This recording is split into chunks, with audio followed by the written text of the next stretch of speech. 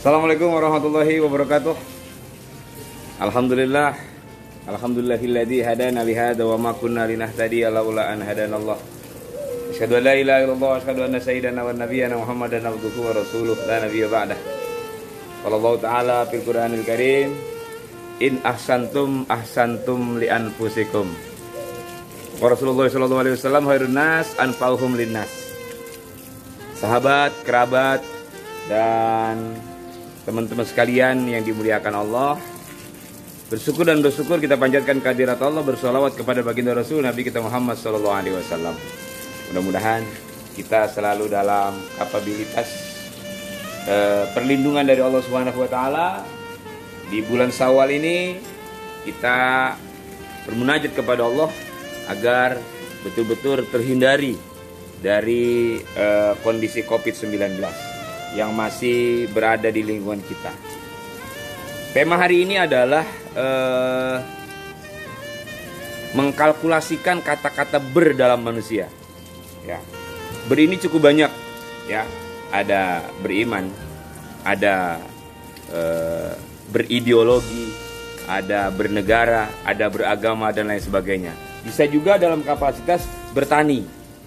Kalau sahabat-sahabat sekalian perhatikan, ini adalah buah sawo yang sudah mulai menampakkan cikal bakal pertumbuhannya. Ya, ini juga bagian dari bertani. Ya, saya hari ini menyiram, ditemani oleh Umi Abang. Di sebelah sana yang sedang menyiram juga. Ya, artinya menemani sambil berrekreasi di lingkungan kebun. Jadi sahabat-sahabat sekalian, filosofinya pohon ini ibarat iman. Iman itu kalau tidak disiram, maka lama-lama iman itu akan mengalami pengeringan. Kering, hambar. Tidak mempunyai daya sinar dan tidak mempunyai kesegaran yang maksimal. Sama dengan pohon. Coba deh, kalau teman-teman punya pohon yang teman-teman beli di sebuah taman bunga. 1 hari, 2 hari, 3 hari, 1 minggu, 1 bulan, 1 tahun tidak disiram, saya yakin pohon itu akan layu, pohon itu akan ketemu dengan kematian. Sama dengan iman. Iman itu kalau tidak pernah disiram, tidak pernah mempunyai keadaan stimulus atau rangsangan, maka dia akan mengalami kematian. Artinya iman itu sudah bersinar. Makanya Allah katakan summa qasat qulubukum, maka hati kamu akan menjadi mati. Tidak melihat orang susah, senang. Melihat orang berkembang, dengki. Melihat orang lain tidak punya responsibility yang tinggi, itu iman. Sama dengan pohon.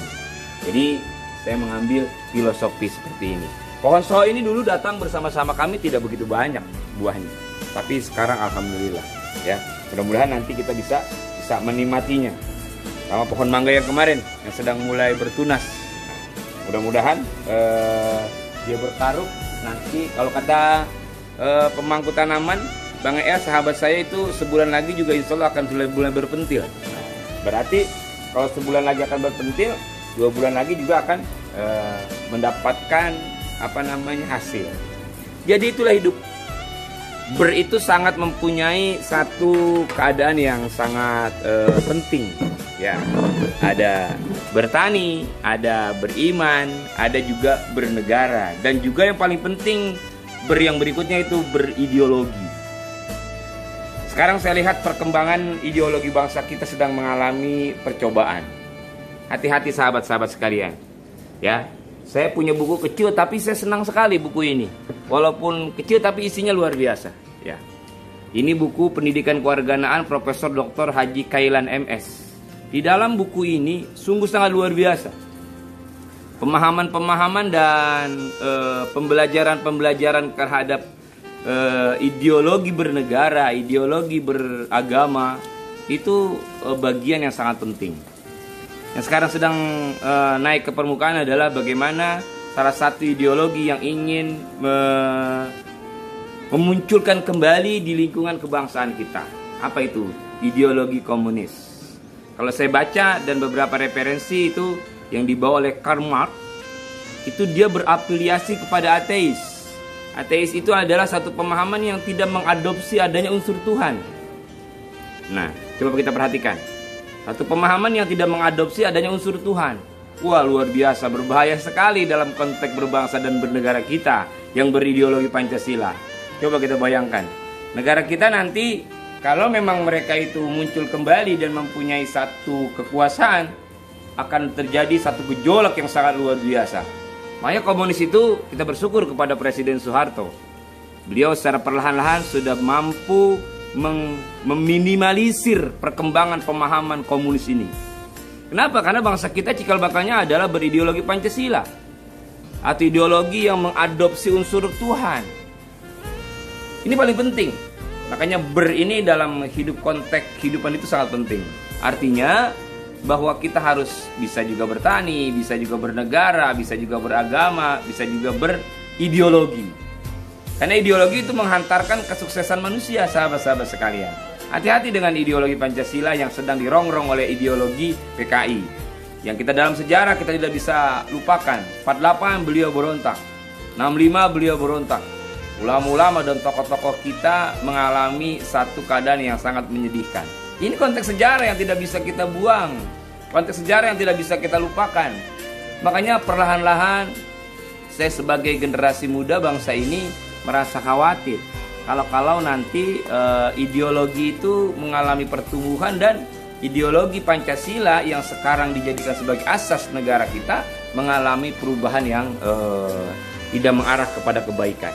Hati-hati wahai para penerus bangsaku, ya.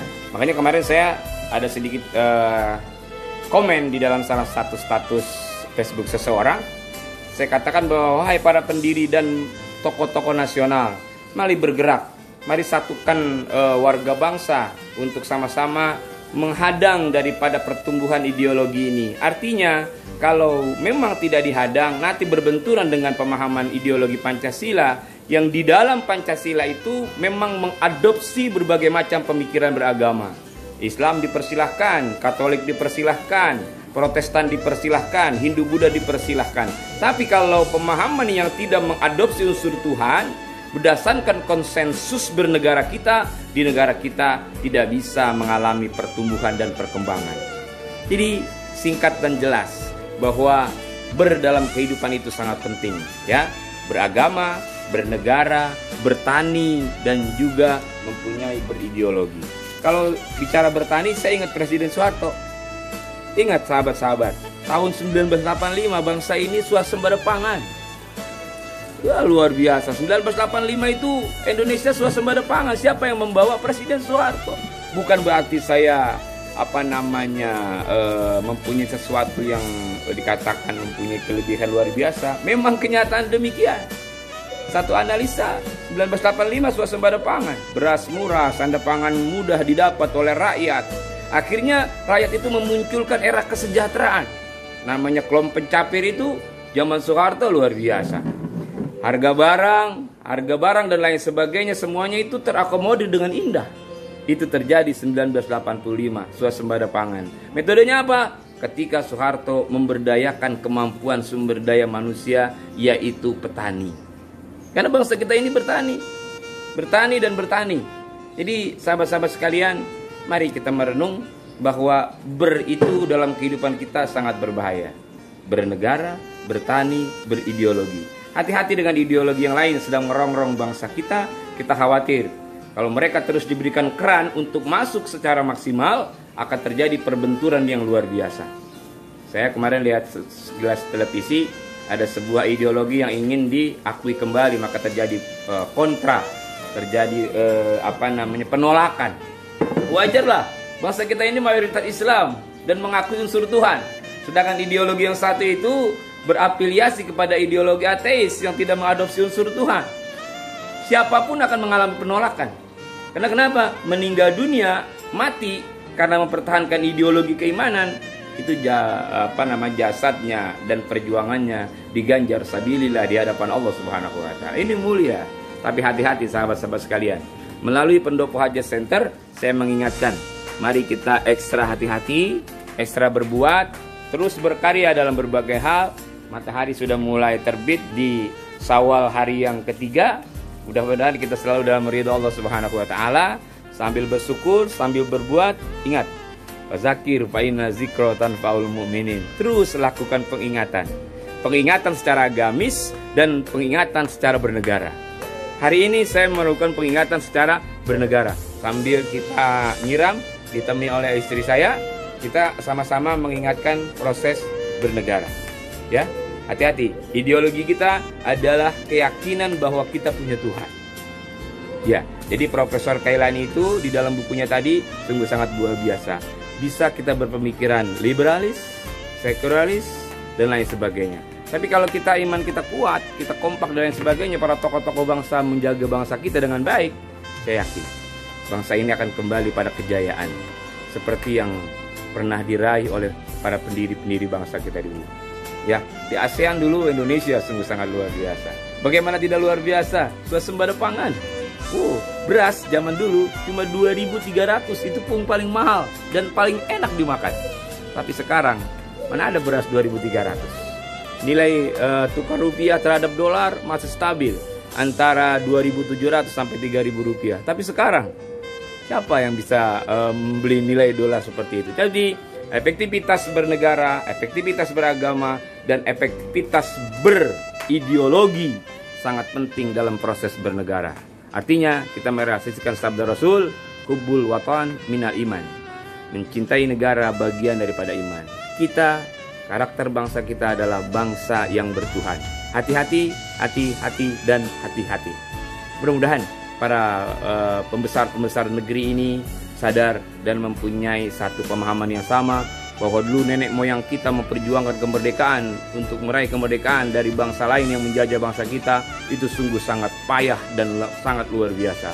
Para ulama-ulama tidak kita sedikit yang menjadi korban dari kejahatan kolonialisme, imperialisme. Tapi kalau sekarang perlahan-lahan ingin digrogoti, ingin diambil oleh pemikiran yang lain, kita munajat kepada Allah agar mereka digagalkan dengan kekuasaan Allah Subhanahu wa taala. Sadarkan diri kita, mari kita bersatu, wa'tasimu bihablillahi jami'a wala tafarraqu.